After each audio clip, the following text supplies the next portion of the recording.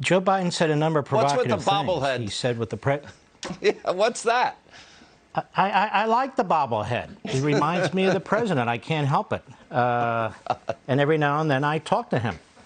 Anyway. Does he answer? And he deserves it. No, I speak for him, you know. People say they've never seen him talk so long. For 2 hours today, That's I said, true. well, they don't live with him. He probably talks to himself a lot. But anyway, here's the thing. The president's exactly right. What he said about Russia, you know, Putin might act and so forth, that was an incredibly provocative statement. It was outrageous. Putin's watching this too, and he says he's made enormous progress, more than any president in history of this time. The hell's he talking about? He's the John Tyler of our time, the James Buchanan of our time. More progress? You know who's made the most progress? The regime in Iran, the regime in North Korea, the regime in China, the regime in Russia. They're making a hell of a lot of progress. You know who's making progress? Illegal aliens are making progress. They're making a lot of progress. There's like two Americas here. The Democrat Party that lives in this sort of cocoon, and the rest of the nation. There's inflation. He says it's no big deal.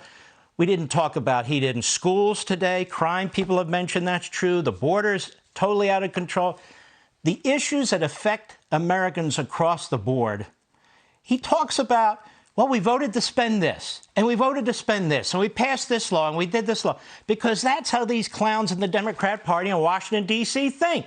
You passed a law, so my life is better? No, that's not the way it worked. And he talked about other things. He seemed to suggest if the Democrats lose in the midterm election, then it's not legitimate. He was specifically asked, the upcoming election won't be fairly conducted, quote unquote, without passing the voting rights bill. This is not a voting rights bill. Can anybody tell me a single provision that actually protects voting rights? They keep talking about the Republicans don't want blacks to vote. This is poisonous, cancerous language. Tell me, where are all these people that can't vote? Where's the class action lawsuit that's been brought in federal court? Where are the lawsuits that have been brought under the 1965 Civil Rights Act for all these people who couldn't vote? You can vote. I'm going to tell you how to vote. You want me to do a public service announcement, Sean?